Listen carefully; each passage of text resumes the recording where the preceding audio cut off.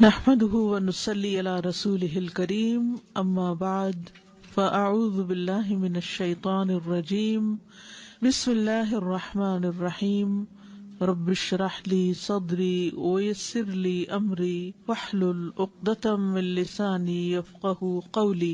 کچھ سوالات تھے پچھلے ہفتے، ان کے جواب ہیں۔ سب سے پہلا سوال تو یہ تھا کہ دعائے قنوت رکوع سے پہلے پڑھیں گے یا رکوع کے بعد پڑھیں گے، کیونکہ دونوں طرح کی روایات ملتی ہیں، تو اس لیے ان کا تھوڑا سا تفصیلی جائزہ۔ رکوع کے بعد بھی کرنے کا جواز موجود ہے۔ دعائے قنوت رکوع سے پہلے اور بعد میں پڑھنا جائز ہے، یہ دونوں حکم ثابت ہیں، یعنی اس میں وسعت ہے۔ ہم کیا لفظ استعمال نہیں کریں گے؟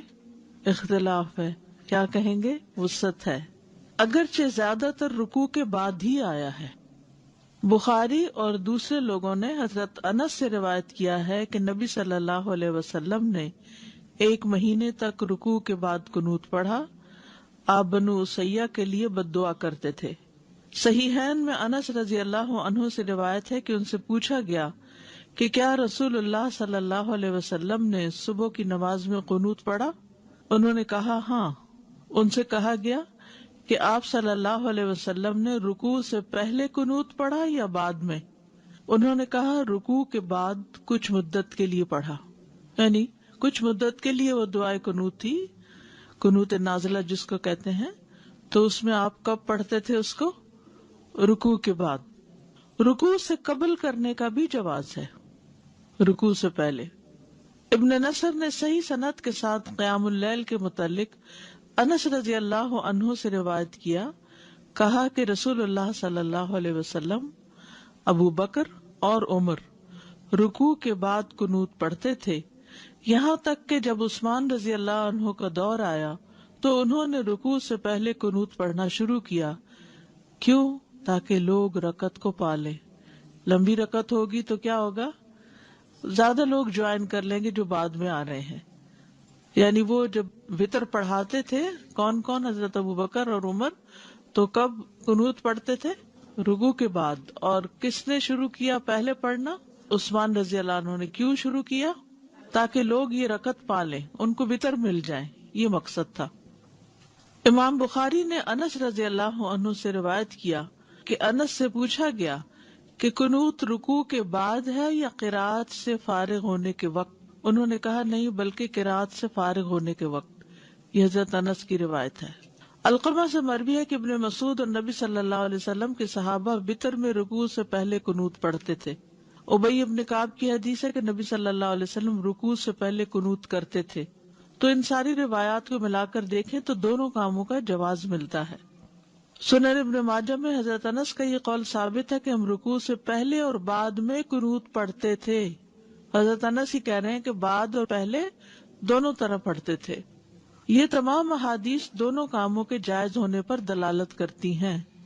اسی لیے امام بخاری نے اپنی صحیح میں باب باندھا ہے، باب القنوت قبل الرکوع و بعدہ، رکوع سے پہلے اور اس کے بعد میں قنوت کرنا۔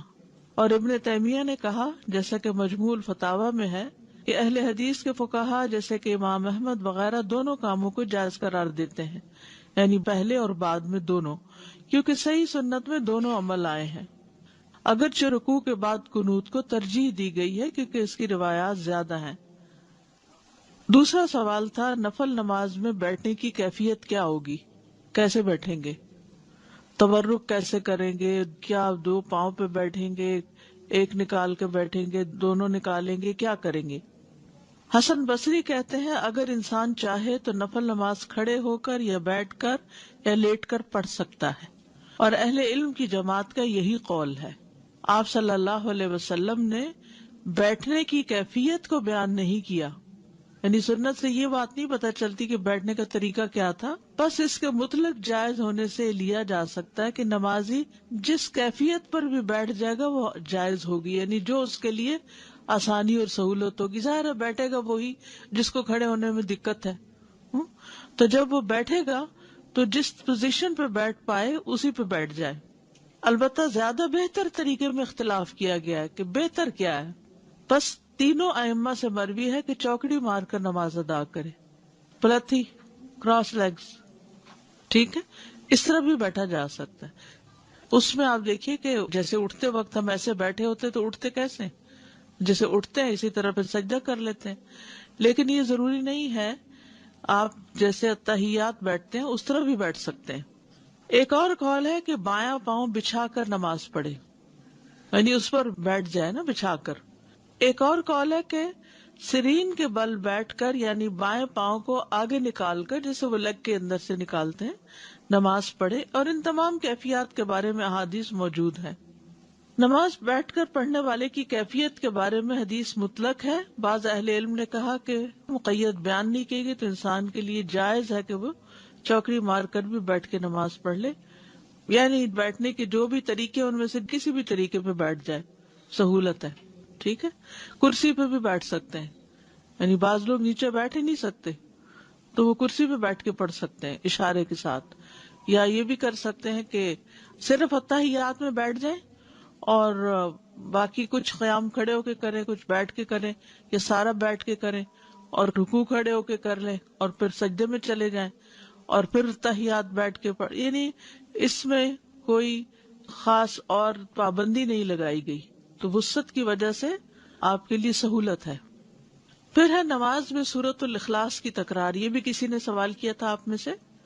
سوال تھا کیا یہ ممکن ہے کہ میں نفل نماز میں ایک ہی سورت پڑھوں؟ مثال کے طور پر میں سورۃ اخلاص کو ایک سے زیادہ مرتبہ پڑھتا جاؤں، گویا کہ میں ایک رکعت میں 100 دفعہ پڑھوں. بعض لوگ اس طرح کرتے ہیں نا، کئی لوگ وظیفے بتاتے ہیں، حاجت کے نفل بتاتے ہیں، یہ سورت 15 دفعہ پہلی رکعت میں اور دوسری میں. یہ سب خود ساختہ طریقے ہیں. الحمدللہ ایک ہی رکعت میں یا 2 رکعت میں کسی سورت کو بار بار لوٹا کر پڑھنے میں کوئی حرج نہیں ہے. کوئی اس میں منع نہیں کیا گیا کہ 2 دفعہ نہیں پڑھ سکتے، 3 دفعہ نہیں پڑھ سکتے. خاص طور پر قل هو اللہ احد، کیونکہ اس کی بہت عظیم فضیلت ہے، کیونکہ یہ سورت توحید اور رب تعالیٰ کی صفات پر مشتمل ہے. امام بخاری نے روایت کیا کہ ابو سعید خدری سے روایت ہے کہ ایک آدمی نے دوسرے آدمی سے سنا کہ وہ قل هو اللہ احد بار بار پڑھ رہا ہے. جب صبح ہوئی تو اس نے رسول اللہ صلی اللہ علیہ وسلم کی خدمت میں حاضر ہو کر اس واقعے کا ذکر کیا. گویا وہ اس عمل میں کوئی بڑا ثواب خیال نہ کرتا تھا. تو رسول اللہ صلی اللہ علیہ وسلم نے فرمایا مجھے اس ذات کی قسم جس کے ہاتھ میں میری جان ہے، یہ سورت قرآن کے 1/3 کے برابر ہے. لیکن 2 کاموں سے بچنا ضروری ہے تکرار میں. نمبر 1، گنتی معین نہ کریں کہ 10 دفعہ ہی پڑھنی ضروری ہے. ان میں سے ایک یہ ہے کہ تکرار معین گنتی کے ساتھ نہ ہو. اگر وہ معین کر لے گا، یعنی فکس کر لے گا، وہ نہ اس سے زیادہ پڑے گا نہ کم، تو یہ بدعت ہوگی، کیونکہ یہ خود ساختہ طریقہ ہے، خود ایجاد کیا، لوگوں کو پابند کیا. یعنی کچھ لوگ اس طرح کی چیزیں لکھ کر عام کر دیتے ہیں یا دوسروں کو کہتے ہیں 3 دفعہ لازمی پڑھنا ہے. مذکورہ حدیث میں گنتی کی تعین نہیں، نہ ہی یہ سلف سے معروف ہے، اور جو چیز شریعت میں متعین نہیں اس کی تعین جائز نہیں. اس کا بغیر کسی تعین کے مطلق ہونا جائز ہوگا. جیسے لوگ کہتے ہیں نا کتنی دفعہ آیت کریمہ پڑھیں، وہ کہیں نہیں بتایا گیا کتنی دفعہ، جتنا سہولت سے پڑھ سکتے ہو. حضرت یونس علیہ السلام کے بارے میں کچھ نہیں ملتا کہ انہوں نے 100 دفعہ پڑھا یا 1000 دفعہ پڑھا. اصل بات یہ کہ پڑھنے کی کوالٹی کیا ہے، یہ زیادہ امپورٹنٹ ہے. نمبر 2، اسے عادت نہ بنایا جائے کہ مثلا ہر روز فجر کی نماز میں آپ پہلی رکعت میں 20 دفعہ اور دوسری میں 15 دفعہ قل هو اللہ پڑھ رہے ہیں. یہ نہیں ہونا چاہیے. انسان جب بھی رات کو قیام کرے تو ایک سورت کے بار بار پڑھنے کو عادت نہ بنا لے. کہ آپ دیکھیں کہ کوئی شخص ہر رات ایک ہی سورت پڑھتا ہے اور اسے تبدیل نہیں کرتا، یہ بھی مشروع نہیں، نہ سلف صالحین کے عمل میں سے ہے. بس جب وہ اس کام کو کرنا چاہے تو کبھی کبھار ہی کرے، اس پر دوام نہ کرے. اس کو چاہیے کہ سنت کے عمل کو اور اس کام کو عادت بنائے جس پر پہلے لوگ عمل کیا کرتے تھے. وہ ہر رکعت میں سورۃ الفاتحہ کے ساتھ کوئی ایک سورت پڑھے یا کسی سورت کا کچھ حصہ پڑھے. اور تکرار کرنا جو ہے وہ کچھ افضل نہیں ہے، اگرچہ پڑھنے میں کوئی حرج نہیں، لیکن اس میں کوئی ایسا نہیں کہ یہ زیادہ ثواب کا کام ہے. اوکے، کیونکہ آپ نے اسی کی فضیلت بتائی نا کہ وہ تو 1/3 قرآن کے برابر ہے، تو اس سورت کو معمولی کیوں سمجھتے ہو؟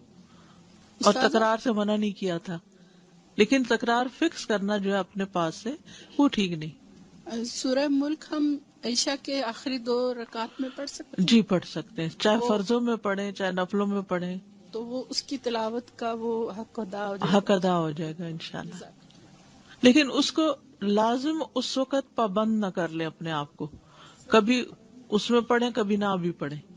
ابھی ہم نے پڑھا تھا کہ حضرت عثمان رضی اللہ عنہ نے رکوع کے پہلے پڑھنی شروع کی تاکہ جو ہے ان کو رکعت مل جائے لوگوں کو. تو اس صورت میں سورہ فاتحہ تو مس ہو گئی، تو پھر ہمیں رکعت ریوائز کرنی پڑے گی، ریپیٹ کرنی پڑے گی؟ نہیں، جب وہ آئے گا لمبا ہو جائے گا نا. جیسے ایک رکعت ویسے تو چھوٹی ہو جاتی ہے، لیکن اگر قنوت پڑھنی شروع کی تو لمبی ہو گئی رکعت، جی. تو وہ پھر سورۃ فاتحہ آ کے پڑھ لے گا اپنی، کیونکہ رکعت لمبی ہو گئی ہے نا، اچھا، وہ خود سے پڑھ لیں خود گے. سے پڑھ لے گا نا. ٹھیک ہے. امام کی اگر مس بھی ہو جائے اور انسان خود سے پڑھ لے تو نماز ہو جائے گی. ساتھ میرا یہ سوال ہے کہ جیسے 30ویں سپارے کی جب صورتیں بڑی یاد کرنے لگتے ہیں تو پھر اسپیشلی جیسے سورہ اخلاص جیسی صورت ہے تو وہ ہم لوگ کم پڑھنے کی وہ کرتے ہیں. تو میرا یہ تھا کہ جب میں نے بخاری کے اندر اس کی فضیلت پڑھی سورہ اخلاص کی تو اس کے بعد میں نے اپنی ہر نماز کے اندر اس کو شامل کر لیا، کسی بھی ایک رکعت میں میں پڑھتی تھی یا پھر آخری رکعت میں اس کو رکھ لیا. تو یہ صحیح ہے ایسا کرنا یا نہیں؟ جی دیکھیے، مسنون ہے. فجر کی 2 سنتوں کی دوسری رکعت میں اس کا پڑھنا مسنون ہے. مغرب کی 2 سنتوں میں دوسری رکعت میں پڑھنا مسنون ہے. اسی طرح ظہر کی سنتوں میں بھی آپ 2 سنتوں کے آخری رکعت میں اس کو پڑھ لیں.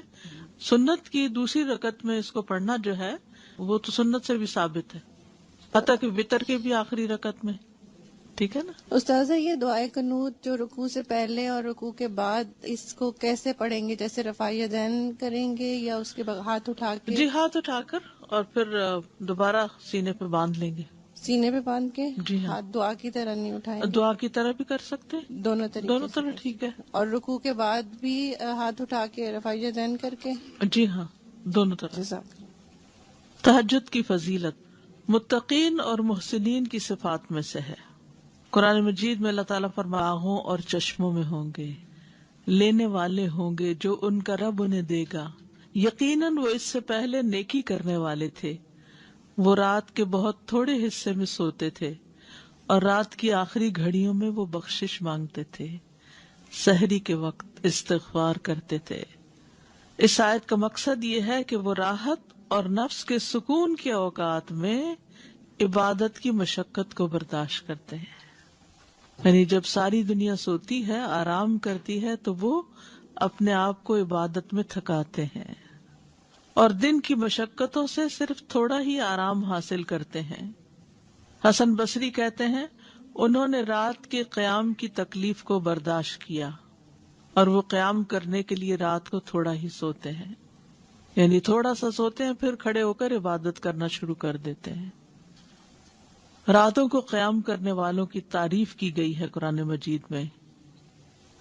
فرمایا امن هو قانت آناء اللیل ساجدا وقائما يحذر الآخرة ويرجو رحمة ربه قل هل يستوي الذين يعلمون والذين لا يعلمون انما يتذكر اولو الالباب. کیا یہ بہتر ہے یا وہ شخص جو رات کی گھڑیوں میں سجدہ کرتے ہوئے اور قیام کرتے ہوئے عبادت کرنے والا ہے، آخرت سے ڈرتا ہے اور اپنے رب کی رحمت کی امید رکھتا ہے؟ کہہ دو کیا برابر ہیں وہ لوگ جو جانتے ہیں اور وہ جو نہیں جانتے؟ نصیحت تو بس عقل والے ہی قبول کرتے ہیں. جنت میں جانے والوں کی صفات بھی یہی ہیں. والذین یبیتون لربہم سجدا وقیاما، وہ لوگ جو اپنے رب کے لیے سجدہ کرتے ہوئے اور قیام کرتے ہوئے رات گزارتے ہیں، رات کو عبادت کرتے ہیں، اور جو کہتے ہیں اے ہمارے رب ہم سے جہنم کا عذاب پھیر دے، بے شک اس کا عذاب ہمیشہ چمٹ جانے والا ہے. رات کو تہجد پڑھنے اور اس میں دعا کرنے والوں کی جزا کیا ہے؟ سورۃ الفرقان میں آتا ہے اولئک یجزون الغرفۃ بما صبروا وَيُلَقَّوْنَ فِيهَا تَحِيَّةً وَسَلَامًا خَالِدِينَ فِيهَا حَسُنَتْ مُسْتَقَرًّا وَمُقَامًا. ان لوگوں کو جزا میں بالا خانہ دیا جائے گا اس لیے کہ انہوں نے صبر کیا، اور اس میں ان کا استقبال زندگی کی دعا اور سلام کے ساتھ کیا جائے گا، ہمیشہ اس میں رہنے والے، اور وہ ٹھہرنے اور رہنے کی اچھی جگہ ہے. فرض کے بعد سب سے افضل نماز صلاۃ اللیل ہے. فرض نماز کے بعد سب سے افضل فائدے والی نماز رات کی نماز ہے. صحیح مسلم کی روایت سے یہ بات پتہ چلتی ہے. معاذ بن جبل کہتے ہیں سنن ترمذی کی روایت میں کہ میں ایک سفر میں نبی صلی اللہ علیہ وسلم کے ساتھ تھا. ایک دن صبح کے وقت میں آپ سے قریب ہوا اور ہم سب چل رہے تھے، تو میں نے کہا اللہ کے رسول آپ مجھے کوئی ایسا عمل بتائیے جو مجھے جنت میں لے جائے اور مجھے آگ سے دور رکھے. ہم سب کی یہی تڑپ ہوتے ہیں، یا اللہ کوئی کام پتہ چلے کہ جس سے کر کے ہم تیری جنت کو پا سکیں، وہاں تک پہنچ سکیں اور آگ سے بچ جائیں. آپ نے فرمایا تم نے ایک بہت بڑی بات پوچھی ہے، اور بے شک یہ عمل اس شخص کے لیے آسان ہے جس کے لیے اللہ آسان کر دے. تم اللہ کی عبادت کرو، اس کے ساتھ کسی کو شریک نہ ٹھہراؤ، اور تم نماز قائم کرو، زکوٰۃ دو، اور رمضان کے روزے رکھو، اور بیت اللہ کا حج کرو. پھر آپ نے فرمایا کیا میں خیر کے دروازوں کی طرف تمہاری رہنمائی نہ کر دوں؟ روزہ ڈھال ہے، صدقہ گناہ کو ایسے بجھا دیتا ہے جس طرح پانی آگ کو بجھا دیتا ہے، اور آدھی رات کے وقت آدمی کا نماز پڑھنا. پھر آپ صلی اللہ علیہ وسلم نے یہ آیت پڑھی تتجافا جنوبہم عن المضاجع، ان کے پہلو بستروں سے الگ رہتے ہیں. یدعون ربہم خوفا وطمعا، اپنے رب کو خوف اور امید کی حالت میں پکارتے ہیں. تو اس سے پتہ چلتا ہے کہ تہجد پڑھنا جو ہے وہ جنت کی طرف لے جانے والے کاموں میں سے ہے، اور یہ مومن کا شرف ہے. نبی صلی اللہ علیہ وسلم نے فرمایا جبریل میرے پاس آئے اور کہا اے محمد صلی اللہ علیہ وسلم جیسے چاہے زندگی گزارے، بالآخر مرنا تو ہے. جس کو چاہے اپنا محبوب بنا لے، بالآخر جدا تو ہونا ہے. جیسے چاہے عمل کرے، بالآخر اس کا بدلہ تو ملنا ہے. اور جان لے کہ مومن کا شرف یعنی عزت قیام اللیل میں ہے، اور اس کی عزت لوگوں سے بے پرواہ ہو جانے میں ہے، یعنی لوگوں کی باتوں کی پرواہ نہ کرے، اس میں اس کی عزت ہے. یعنی اللہ کی نگاہ میں کون معزز ہے، کب معزز ہوتا ہے؟ جب رات کو نماز پڑھے. اور لوگوں کی نگاہ میں معزز کون ہوتا ہے؟ جو لوگوں کی غلطیوں کو معاف کر دے اور ان سے ان کے مال، ان کے پاس جو کچھ ہے اس سے بے پرواہی اختیار کرے، اس کی لالچ نہ رکھے. نبی صلی اللہ علیہ وسلم کی امت کے معزز لوگ.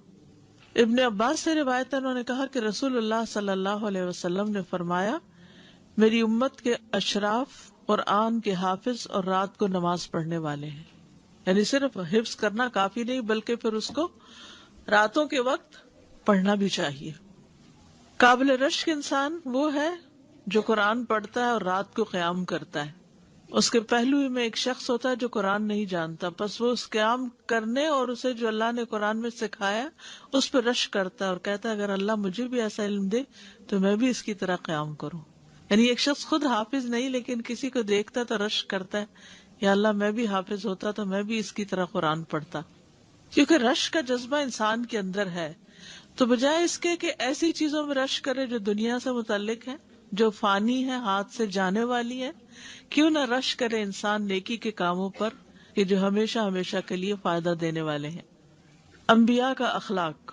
فضیل بن عیاض کہتے ہیں کہا جاتا تھا کہ انبیاء اور چنے ہوئے نیک اور پاکیزہ دلوں کے حامل لوگوں کے 3 اخلاق ہوتے تھے. نمبر 1 بردباری، برداشت کر جانا، یعنی لوگوں کی بڑی بڑی باتیں سن کر غصہ نہ کرنا یا بہت زیادہ ریئیکشنری نہ ہونا. نمبر 2 اللہ کی بارگاہ میں رجوع کرنا، منیب، اواب، ہر چیز میں اللہ سے مدد مانگنا. اور تیسرے قیام اللیل میں سے کچھ حصہ. تو یاد رکھیے کہ اگر کوئی شخص دوبارہ نہیں اٹھ سکتا تو کیا کرے؟ رات کو پڑھ کر ہی سو جائے کچھ. پھر تہجد رب کے قرب کا ذریعہ اور برائیوں کا کفارہ ہے. ابو امامہ رضی اللہ عنہ سے مروی ہے، وہ رسول اللہ صلی اللہ علیہ وسلم سے روایت کرتے ہیں کہ آپ نے فرمایا رات کا قیام لازم پکڑو، پس بے شک وہ تم سے پہلے کے نیک لوگوں کا طریقہ ہے، تمہارے رب کے قرب کا ذریعہ، برائیوں کا کفارہ اور گناہوں سے رکاوٹ ہے. ایسے شخص سے اللہ خوش ہوتا ہے. رسول اللہ صلی اللہ علیہ وسلم نے فرمایا ہمارے رب عز و جل کو 2 طرح کے آدمیوں پر بہت تعجب ہوتا ہے. ایک وہ جو اپنے بستر اور اپنے لحاف، اپنے اہل خانہ اور محلہ کو چھوڑ کر اپنی نماز ادا کرنے نکلتا ہے، خاص طور پر آج کل جو لوگ فجر میں مسجد جاتے ہیں. اللہ کے پسندیدہ لوگ. تو ہمارا رب فرماتا ہے میرے فرشتوں اس بندے کو دیکھو جو اپنے بستر، اپنے لحاف، اپنے محلے اور اپنے اہل خانہ کو چھوڑ کر اپنی نماز کی طرف آیا ہے، میرے پاس موجود نعمتوں کی رغبت میں اور میرے ہاں موجود سزا کے خوف سے. ایسا ہی شخص تقوی والا ہے کہ جو اپنی نیند بھی چھوڑے، اپنا بستر بھی چھوڑے، گھر بھی چھوڑے، اپنا علاقہ بھی چھوڑے، مسجد دور ہے وہاں جائے اور پھر نماز پڑھ کر گھر آئے. کیوں جائے؟ جب سب لوگ اس وقت آرام کر رہے ہوں، اس جزا کے لیے جو اللہ کے پاس ہے اور اس سزا سے بچنے کے لیے جو اللہ کے پاس ہے. نبی صلی اللہ علیہ وسلم نے فرمایا اللہ عز و جل 3 قسم کے آدمیوں سے محبت کرتا ہے اور ان پر ہنستا ہے اور ان سے خوش ہوتا ہے. ان میں سے ایک وہ جس کی بیوی خوبصورت ہو اور اس کے پاس بہترین نرم بستر ہو، لیکن وہ قیام کرنے کے لیے رات کو کھڑا ہو جاتا ہو. اللہ تعالیٰ کہتا ہے میرے بندے نے اپنی شہوت کو ترک کر دیا اور میرا ذکر کر رہا ہے اور مجھ سے سرگوشی کر رہا ہے، اگر یہ چاہتا تو سو بھی سکتا تھا. ایک اور وہ جو قافلے سمیت سفر پر ہو اور وہ رات کو کچھ حصہ جاگنے کی وجہ سے چور ہو گئے ہوں اور بالآخر سو گئے ہوں، لیکن وہ شخص خوشی ناخوشی میں سحری کے وقت اٹھ کھڑا ہوا اور نماز پڑھنا شروع کر دے. یعنی سفر کر کے تو فرض نماز بھی مشکل ہو جاتی، کہاں یہ کہ انسان تہجد بھی پڑھے اٹھ کے. ایسے شخص کے لیے نبی صلی اللہ علیہ وسلم کی دعا ہے. رسول اللہ صلی اللہ علیہ وسلم نے فرمایا اللہ اس بندے پر رحم فرمائے جو رات کو اٹھ کر نماز پڑھتا ہے اور اپنی بیوی کو جگاتا ہے، اگر وہ انکار کرے تو اس کے منہ پر پانی کے چھینٹے مارتا ہے. اور اللہ تعالیٰ اس عورت پر رحم فرمائے جو رات کو اٹھ کر نماز پڑھتی ہے اور اپنے شوہر کو بھی جگاتی ہے، اگر وہ انکار کرے تو اس کے منہ پر پانی کے چھینٹے مارتی ہے تاکہ وہ بھی اٹھ جائے. اب آپ کہیں گے نہیں وہ تو سخت ناراض ہو جائیں گے تو کیسے چھینٹے مارے. تو بات یہ کہ اچھی ازدواجی زندگی میں نا کچھ اصول ضابطے قاعدے ہوتے ہیں. جیسے آپ دیکھیے کہ گھر جو ہے نا وہ ایک چھوٹی سی اسٹیٹ ہوتی ہے، ایک مملکت کی طرح ہوتی ہے. تو ایک شہر کا یا ایک ملک کا اچھا نظام کب ہوتا ہے؟ اس میں امن کب ہوتا ہے، اس میں فیسلٹیز کب ہوتی ہیں، اس میں جان مال کا تحفظ کب ہوتا ہے؟ جب اس کے اندر کچھ اصول ضابطے یا دوسرے لفظوں میں لا اینڈ آرڈر ہوتا ہے اور اس کو امپلیمنٹ بھی کیا جاتا ہے. تو پھر کیا ہے، ہر کوئی ٹریفک کے قانون کو فالو کر رہا ہے. نہیں کرے گا تو کیا ہوگا؟ جن ملکوں میں نہیں کرتے آپ دیکھیے روز کتنے ایکسیڈنٹس ہوتے ہیں، کتنی جانیں چلی جاتی ہیں. تو اسی طرح ہر گھر کے لیے بھی کچھ قانون قاعدے ہونے چاہیے اور وہ آپس میں مل بیٹھ کر، جیسے آپ کلاس روم کے رولز طے کرتے ہیں نا، تو ایسے ہی گھر والے بیٹھ کر کچھ رولز طے کر لیں کہ گھر میں کیا کریں گے ہم اور کیا نہیں کریں گے، اور پھر ان کو اپڈیٹ بھی کر لیا کریں مہینے میں ایک دفعہ یا موسم بدلنے پر یا جیسے بھی. تو اس سے کیا ہوگا کہ ہر شخص سکون سے اپنی اپنی جگہ کام کر رہا ہوگا اور ہر ایک کو پتا ہے کون کس وقت سویا، کس وقت اٹھے گا، کس کو کیا کرنا ہے کیا نہیں. ورنہ کیا ہوتا ہے جب آپس کی کمیونیکیشن نہیں ہوتی نا تو انسان ایک کونے میں ایک اڑ رہا ہے، دوسرے میں دوسرا کچھ کرمبل کر رہا ہے، کوئی کچھ کر رہا ہے، کوئی شور ہنگامہ کر رہا ہے. نہیں، امن سے رہنے کے لیے قانون قاعدے بڑے ضروری ہوتے ہیں. ہم پہ قانون قاعدوں کی پابندی بڑی بھاری ہوتی ہے ہمارے نفس کو، چاہے وہ کسی ادارے میں ہو، چاہے کسی کلاس روم میں ہو، چاہے وہ گھر میں ہو، چاہے کسی مملکت میں ہو. اب لوگ ویسٹ کی تعریف تو بہت کرتے ہیں اور کہتے ہیں بڑی آزادی. کس بات کی آزادی ہے؟ کوئی ایک کام تو آپ اپنی مرضی سے نہیں کر سکتے، ہر چیز میں قاعدہ اور قانون ہے. کوئی چھوٹا سا بھی کام کرنے جائے تو اتنے قانونوں کی لسٹ ہے. سب سے کامیاب لائرز تو یہاں ہیں، بہترین پیشہ ہے، لیکن اس کا فائدہ بھی تو آپ دیکھیں نا. پھر اگرچہ جکڑے ہوئے لیکن پھر امن بھی تو ہے نا، سکھ کی نیند بھی تو سوتے ہیں، خوف تو نہیں ہے، رات کو ڈرائیو بھی کر لیتے ہیں. ہاں، ایک شہر سے دوسرے شہر میں لمبے فاصلے امن و امان سے طے ہو رہے ہیں، عورتیں ڈرائیو کر رہی ہیں، مرد ڈرائیو کر رہے ہیں، کوئی خوف تو نہیں ہے نا، کیونکہ قانون ہے ایک. تو یہ قانون قاعدے گھر میں بھی ہونے چاہیے. مثلاً کچھ گھروں کا قاعدہ ہوتا ہے کہ ڈنر پہ سب کو لازم بیٹھنا ہے، اتنے بجے گھر میں لازمی آنا ہے، ہر ایک کو نماز پڑھنی ہے. تہجد کے لیے مثلا ہسبینڈ وائف کو اٹھنا تو پہلے سے طے کر لیں اور ایک دوسرے کو کہہ کے سوئیں. تم پہلے اٹھ گئی تو مجھے اٹھانا، نہ اٹھو تو چینٹے مارنا. یعنی پہلے سے ہی طے کر لیں. یہ نہیں کہ اچانک نہ بتایا نہ پتا نہ حدیث پڑھ کے گئے گھر آج تو ہے چیٹا ہی مارو گی تو آپ دیکھیں پھر آپ چیٹے ماریں گی تو آپ کو مار پڑے گی. تو آپ دیکھیں جیسے ڈاکٹر کے پاس جاتے تو وہ آپ کو بتاتے کہ میں آپ کے ساتھ یہ اور یہ اور یہ کروں گا تو پہلے سے بتا دیتا ہے. تھوڑی سی آپ کو پین ہوگی تو آپ اس طرح بریتھ کریں یہ کریں وہ تو وہ کمیونیکیشن سے دوسرا شخص مینٹلی تیار ہوتا ہے کہ اب میرے ساتھ کیا ہونے والا ہے. تو سب کو پتا ہو کہ گھر میں میرے ساتھ کیا ہونے والا ہے اس کے لیے تیار ہے. پھر رات کو آسمان کے دروازے کھلتے ہیں. نبی صلی اللہ علیہ وسلم نے فرمایا آدھی رات کو آسمان کے دروازے کھول دیے جاتے ہیں اور ایک پکارنے والا آواز دیتا ہے کہ کوئی دعا کرنے والا ہے کہ اس کی دعا قبول کی جائے, کوئی مانگنے والا ہے کہ اسے دیا جائے, کوئی مصیبت زدہ ہے کہ اس کی مصیبت دور کر دی جائے. پھر جو مسلمان اس وقت دعا کرتا ہے تو اللہ تعالیٰ اس کی دعا قبول کرتا ہے سوائے زانیہ عورت کے جو اپنی شرمگاہ کے ذریعے کمائی کرتی ہے اور ٹیکس وصول کنندہ کی, یعنی ناجائز ظالمانہ ٹیکس جو پہلے زمانے میں اگر کوئی کسی کی زمین سے گزرتا تھا یا اور اسی طرح کے عائد کیے ہوتے تھے پرسنل بینیفٹس کے لیے پھر وہ لیتے تھے. اللہ تعالیٰ کا آسمان دنیا پر نزول. رسول اللہ صلی اللہ علیہ وسلم نے فرمایا ہمارا رب تبارک و تعالی ہر رات کو اس وقت آسمان دنیا پر آتا ہے جب رات کا آخری تہائی حصہ رہ جاتا ہے.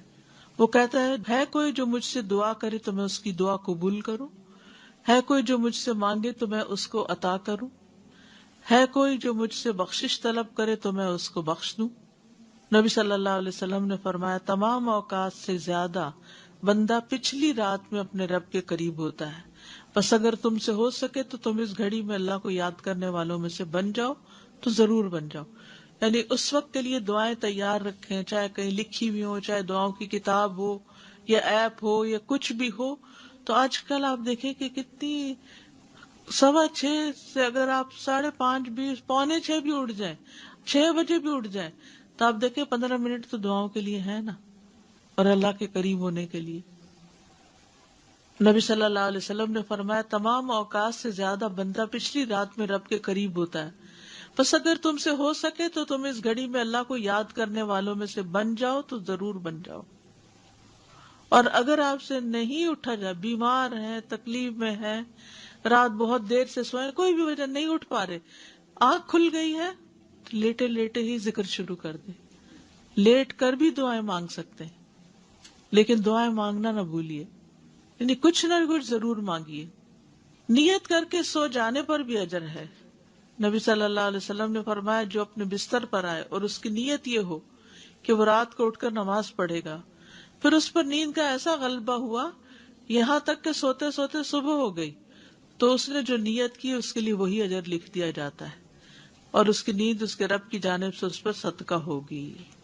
نبی صلی اللہ علیہ وسلم نے فرمایا سلام پھیلاؤ, اچھی گفتگو کرو, صلہ رحمی کرو, اور راتوں کو جب لوگ سو رہے ہو تو تم قیام کرو, تم سلامتی کے ساتھ جنت میں داخل ہو جاؤ گے. آپ دیکھیں کتنی خوبصورت, سلام پھیلاؤ. یاد رکھیے بچپن سے بچوں کو سلام کی عادت ڈال دینی چاہیے, اور یہ نہیں کہ انہیں کہا جائے سلام کرو, انہیں سلام کر دیں آپ خود. جب آپ خود بار بار سلام کریں گے تو ان کو عادت بن جائے گی, وہ بھی کرنا شروع کر دیں گے. اچھی گفتگو کرو, یعنی پازیٹیو تھنکنگ ہو تو پازیٹیو گفتگو ہوتی. اچھے موضوعات تلاش کرو گفتگو کے, جس میں نہ غیبت ہو, نہ بہتان ترازی ہو, نہ چغل خوری ہو, نہ کچھ اور اس طرح کا, بلکہ اچھی باتیں ہوں. اور رشتہ داروں کے ساتھ جوڑو, اور رات کو جب لوگ سو رہے ہو تو قیام کرو. سلامتی سے جنت میں داخل ہو جاؤ گے. ایسے لوگ جنت کے خوبصورت گھروں کے وارث ہیں جو گفتگو میں نرمی کریں. اچھی گفتگو سے مراد نرم گفتگو بھی, کھانا کھلائے, اور رات کو جب لوگ سو رہے ہو تو اللہ کے لیے قیام کرے. خواتین کے لیے بہت بڑا موقع ہے اجر کمانے کا, کھانا کھلا کر. ہم سمجھتے صرف گھر سے باہر کھانا کھلانا ہی, یا مہمانوں کو کھانا کھلانا, یا کسی کی دعوت کرنا ہی کھانا کھلانا ہے. گھر والوں کے لیے جو کچھ آپ پکاتے ہیں اور جو بناتے ہیں وہ بھی اس میں شامل ہوتا ہے. السلام علیکم سعد. یہ بات ایک یہ موٹیویشنل بات جو مجھے لگی موٹیویشنل اپنے لیے, وہ یہ تھا کہ جب جیسے شروع میں تہجد کا وہ پڑھنا شروع کیا یہ وہ, تو جب یہ پڑھا نا ذکر کے اللہ سبحانہ تعالیٰ آتے ہیں اور وہ کہتے ہیں کو مجھ سے مانگنے والا یہ وہ, تو ایک دن ایسے اٹھے دل نہیں چاہ رہا تھا, میں سوچتی کہ دنیا میں ہمیں کسی اگر ملنا ہو نا کسی ہائر پرسنالٹی سے تو وی آر لائک ہمیں ہوتا ہے کہ پتہ کب ملاقات ہوگی اور ہم ہوتے ہیں. ایک دن میں اٹھی میں نے کہا اللہ سبحانہ تعالیٰ میرا ویٹ کر رہے ہیں. تو ایک نئی اپوزٹ فیلنگ نا, مطلب کہ کہاں کہ ہم دنیا میں کوئی نا کسی کوئی ویٹ کر رہا ہے تو کتنی اچھی فیلنگ ہوتی ہے. اور تو پھر ہم فٹافٹ کہتے پڑ گئے ہیں کہ ہے ہماری دعا کیسے کب قبول ہوگی, تو جی. قبولیت کا وقت ہے. تو مجھے یہ ہوا کہ اللہ سبحانہ تعالیٰ ہمارا ویٹ کرے, تو وہ مجھے بہت اچھی فیلنگ ہوئی. السلام علیکم رحمۃ اللہ. استاذہ, ایک مرتبہ میں شیخ یاسر قاضی کا ایک کوٹ پڑھ رہی تھی کہ اگر ہم تہجد کے وقت نہیں اٹھ سکتے اور ہمیں کسی چیز کی شدید طلب بھی ہے تو ہم اپنی طلب کو دیکھیں, کیا واقعی وہ اتنی شدید ہے؟ سچی طلب ہے واقعی. آج ہی ایسا ہوا تھا کہ میری آنکھ نہیں کھلی تو یہ جو ہے کہ اس کی نیند اس کے رب کی جانب سے اس پر صدقہ ہو گئی. صحیح. اور کبھی ایسا ہوتا ہے کہ مطلب روز ہی کوئی نہ کوئی پرابلم تو نکل رہا ہوتا ہے نا, تو میں رات کو کہتی ہوں کہ اوکے صبح اللہ سے کہوں گی. بالکل بالکل الحمدللہ. واقعی یہ بڑی اچھی ٹپ ہے کہ دن میں جو مسئلے مسائل ہو, کچھ ہو, کوئی اٹکی ہوئی چیز ہو, تو انسان سوچ رکھے کہ میں صبح بات کروں گی. پوری ہوتی ہے الحمدللہ ہوتی ہیں, واقعی ہوتی ہیں. بالکل. اور پھر یہ کہ باقی تو اللہ کا فیصلہ نا, وہ اب دے کبھی دے جب دے, لیکن دعا کر کے تسلی ہو جاتی کہ ہم نے اپنا کام کر لیا, ہم نے مانگ لیا, اس کے سپرد کر دیا اپنے معاملات. السلام علیکم ورحمۃ اللہ وبرکاتہ. استاذ, ایک تو میرا سوال ہے اور ایک میں نے شیئر کرنا ہے. جی. میں نے اپنے بیڈ کے سامنے جو ڈریسر ہے اس کے اوپر میں نے بڑا بڑا لکھ کے لگایا ہوتا ہے وَلَمْ أَكُنْ بِدُعَائِكَ رَبِّ شَقِيًّا, کہ کبھی بھی نا امیدی نہیں ہوتی. بالکل. اور دوسرا میرا سوال یہ تھا کہ جیسے ہم کبھی رات کو اٹھتے ہیں اور اپنے پڑھنے پڑھانے کے لیے, سبق یاد کرنے کے لیے, تو وہ بھی پھر قیام میں قیام اللیل میں شمار ہوگا رات کو اٹھنے میں.